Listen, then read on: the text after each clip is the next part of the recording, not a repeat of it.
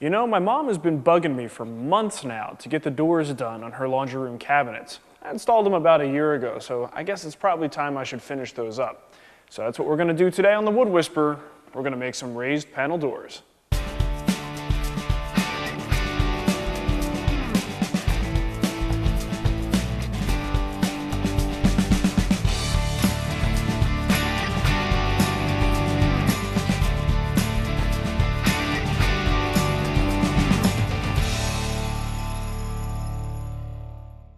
Now, as a well-rounded woodworker, you probably should be comfortable with making a raised panel door. They're fairly common. You're going to see them on all types of cabinetry, especially kitchen cabinets. In this case, we're doing laundry room cabinets to match the rest of the house. So it's very important to know this technique. But first, let's look at the anatomy of this door. Okay, you've got your horizontal rails and your vertical stiles. Okay, that's the terminology. You also see it referred to as cope and stick joinery. In terms of the type of joinery that holds these pieces together. The door itself, we can take this apart here. Nothing's glued up.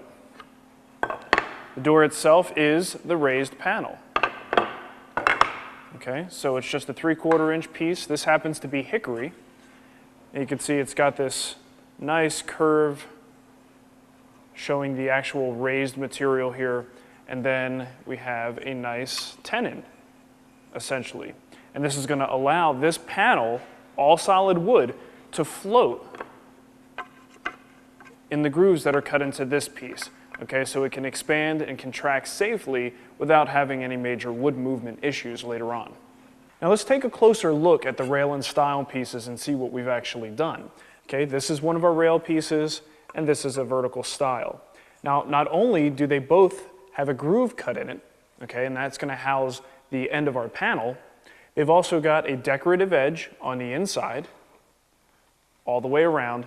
And the one real important piece of joinery here is the fact that on the ends of the rails, check that out, there's a little tenon, okay? And the negative of this profile edge here, you can see right there, so that when you put these pieces together, hopefully not backwards, okay, like this, you get a perfect fit, right? Now there's 3 bits that I use to make a raised panel door. You've got the raised panel bit, which I currently have in the router table. We'll look at that later on. And the other 2 are the rail and the stile bits. These 2 right here. Now I've got 3 other bits because this is a full kitchen cabinet making set.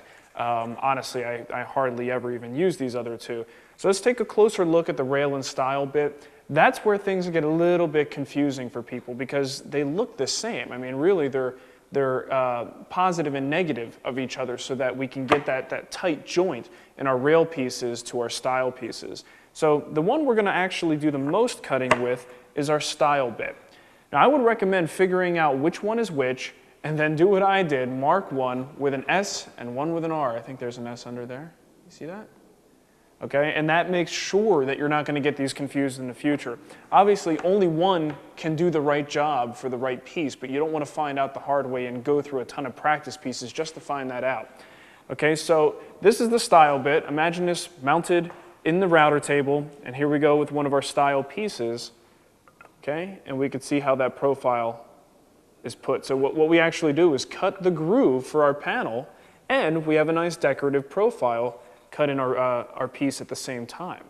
Now it's important to realize that this stile bit, although we refer to it as the stile bit, it's also going to be used to cut that same exact groove and profile on our rail pieces. We need that all the way around on all 4 pieces.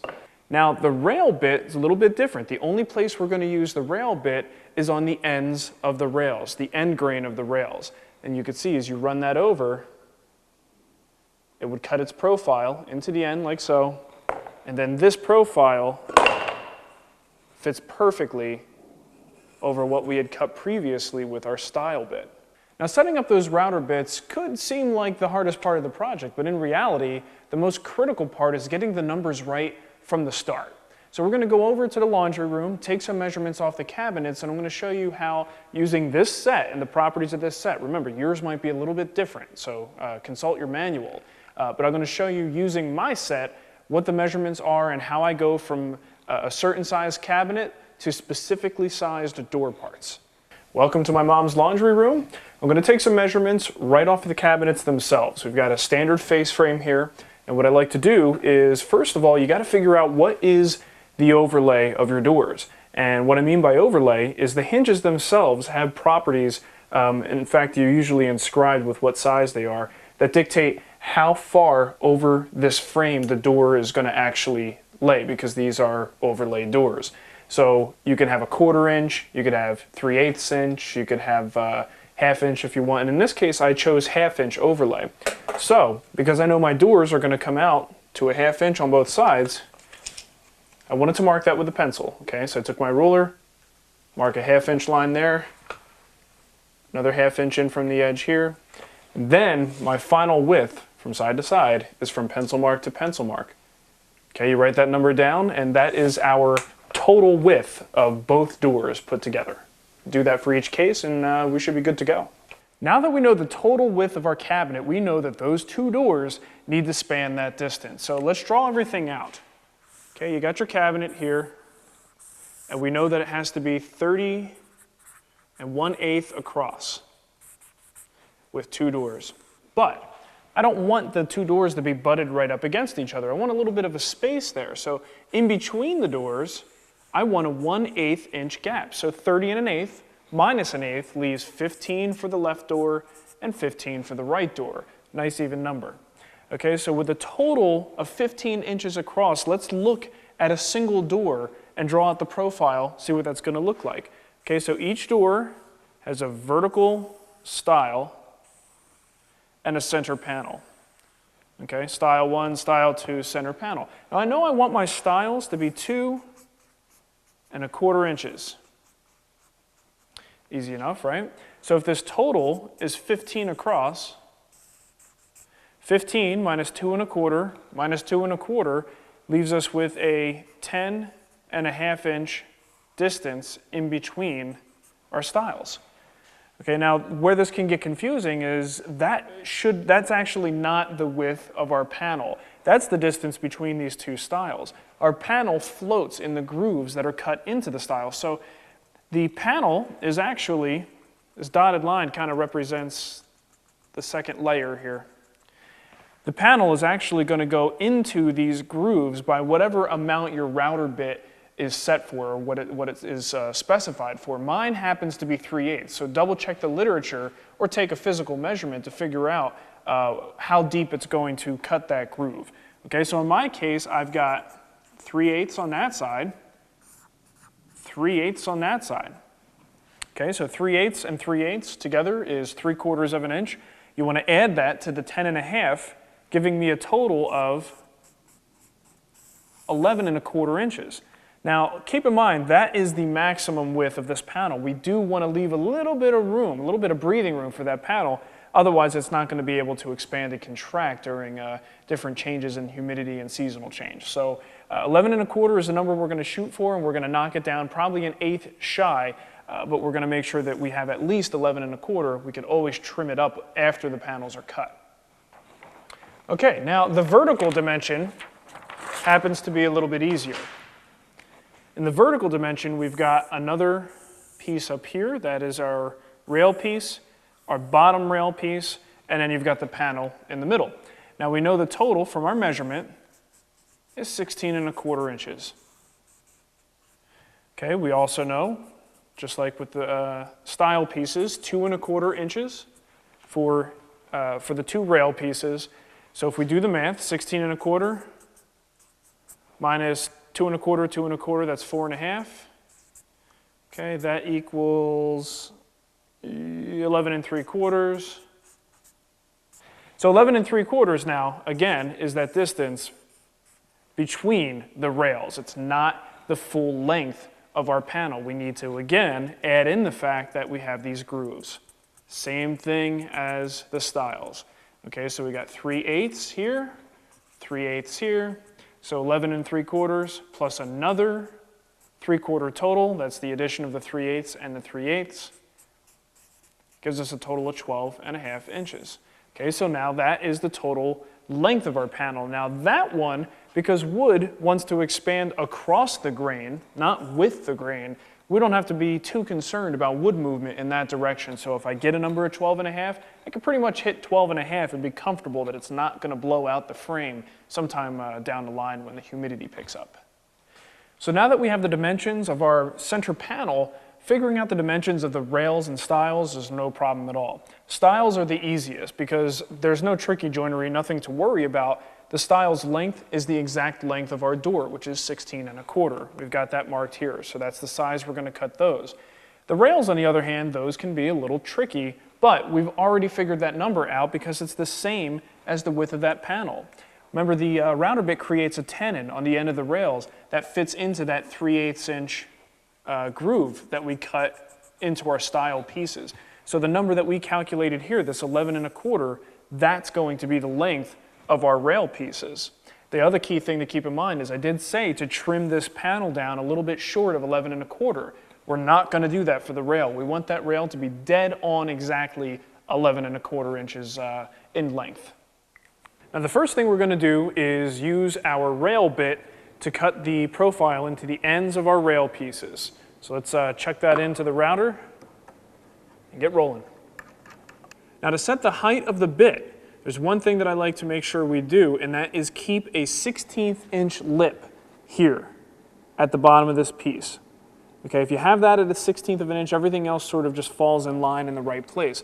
So I've got my test piece here that I cut earlier, and that's going to make it very easy for me to set this up. So once you do this, save some of your scraps because they're going to come in real handy in the future for future setup. But if you don't have this setup block, you basically just make a cut, do a test cut, and keep making slight adjustments until you get to the final number that you want. And again, I'm aiming for approximately 1/16 of an inch. It's not absolutely critical. Don't even get your measuring tape out. Just get it close. Now before we actually start the routing of the rail ends, we need to do a few more things to make sure we're set up properly. Now our bit here, you'll notice there's a really nice bearing on it. Very thick bearing here at the center. And that is to make sure that we don't go too far when we start running our piece through. But that's not enough support as you run this piece across this way. It's a very dangerous thing. So we need as much support as possible. And what I do is bring my fence up, and I usually loosen these three. I mean, every fence is going to be a little bit different, but you want to close it in as close as you can to the bit itself to minimize the amount of a gap that's going to exist on both sides. Okay, so I use the bearing as a guide, and I put my ruler up against it, bring the fence forward, get it pretty close, and I lock one side down. Now I can pivot. Okay, so I rest my ruler all the way across, and I bring it in just to the point that it contacts. Then I tighten the other side down. Now I can be, pretty confident that my bearing is in perfect alignment with both sides of my fence. Now cutting in such a heavy-duty profile on the ends of this piece and running that through the router is an extremely dangerous ordeal. Not to mention you could wind up with a lot of tear out at the back end. So what I normally do to combat that is make sure that I have a nice square piece of plywood, and that's actually going to be my support piece. Okay? If you brush up, you put the rail piece up against that. Now when I push this through, I've got the advantage of all this extra support. So I'll even tape this to my push block once in a while just to make sure it's not going to move. And as you go through, you've got a lot more support. Your hands are away from the cutting edge, and this guy's not going to go flying off into the air. Now, one thing that, this is something that it works well, and that's how I've done it up to this point. But I recently had a chance, to get a hold of this puppy. Now this is nothing you couldn't build at home. In fact, I'd like to show you all these parts so that you can see how it's made. And a couple hours on a weekend, you could certainly make this yourself. It's a piece of phenolic, or the same material they make zero clearance inserts out of, is the base here. And of course, we've got a nice handle, one of these toggle clamps, and the backing, sacrificial backing board. Okay, this is available at Rockler, and honestly, as simple as it is, you could build it yourself, but for the price, I don't even remember what it was, but for the price, it just seems like, sometimes it is easier to just buy these things pre-made. Okay, so your workpiece sits right in here like so, and I like to use another block to make sure I have it right to the end of the sled. Okay, once that's in place, I bring down the clamp. That locks it in place, and then this actually slides forward and back to give you even that much more support, and then you turn the handle and lock it down. Now we're talking the ultimate in safety and support. As the sled rides along the fence, we push it through, and I've got two hands controlling this all the way through the cut. So this is what I'm going to use for my operation today. Now, one thing to keep in mind here, if you have a sled like this, we set this up with the workpiece sitting flat against the router table. And if you have a sled like this, you're going to raise it up by whatever the thickness of the sled is. So be sure to raise your bit accordingly and do your setup with this material under your workpiece, because otherwise you're going to wind up getting the wrong cut.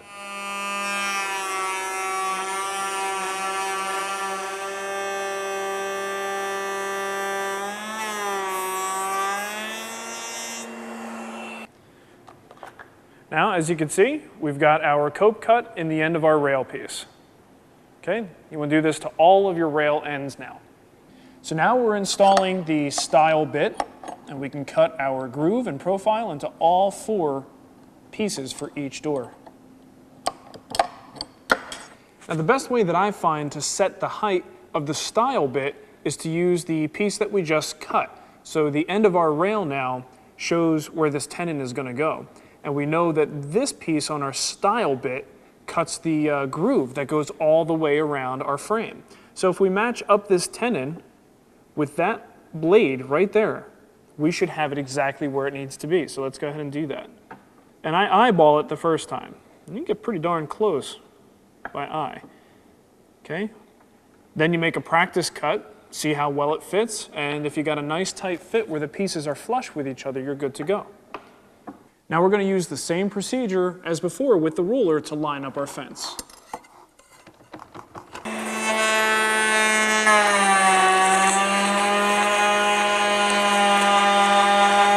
And now we can double check the fit, and our rails fit our stiles quite nicely. Okay, when it's nice and flush right there and you don't feel a ridge, that's when you know you got the right fit. So now we have our raised panel bit mounted in the router. Just a quick safety note, again, make sure that your router speed is adjusted properly for the diameter of the bit that you're using. Okay, so you can see we have our profile and then the back cutter. And in here, this space that's left in here is going to represent the, what's going to serve as sort of the tenon. That's going to slide into the groove of our rails and stiles. Now, the only question in setup here is how high to bring this bit up. And the way that I do that is I use one of our pre-cut pieces from either the rail or the stile and use that for the height adjustment.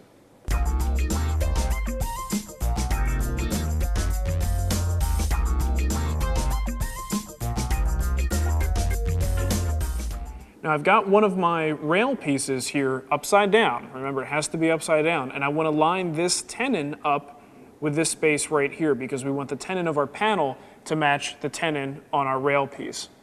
Okay, so it is lined up because I checked it earlier, but you can see if you line it up by eye, it's right where it needs to be. And always cut a test piece first just to confirm, but that looks pretty darn good. For best results when routing your panels, always route the end grain first. This way, subsequent cuts will clean up any resulting tear out. Also, don't try to route all the material in one pass. Instead, route the panel in 3 to 4 steps, moving the fence closer to the final position each time. Now, assembly of the door is pretty straightforward. I lay my stile down, attach a rail, insert my door, add the other rail, and finally, the last stile. And you got yourself a nice little door. So a little bit of glue on the rails and stiles. I might glue right in this area of the panel in the center, but you don't want to glue the outsides because you want to let that panel float across the grain so, so that it doesn't bust out the frame later. Now there are a lot of variations on a raised panel door and standard frame-in panel doors, and a lot of different ways that you can make them. But hopefully this is going to serve as a good little primer for you, so so it's not so intimidating of a process. It's actually relatively easy compared to some things that we do in the shop.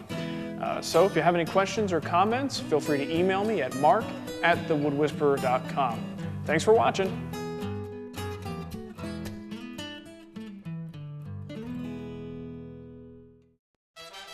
Welcome to my mom's laundry room, where there is a wonderful aroma of Downy mixed with kitty litter.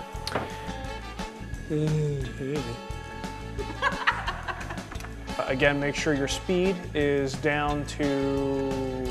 I don't remember what the number is. The plane. What's that? But I'm not left-handed. I've shown enough mistakes. I don't want to look like, you know what I mean? Hey, you're funny.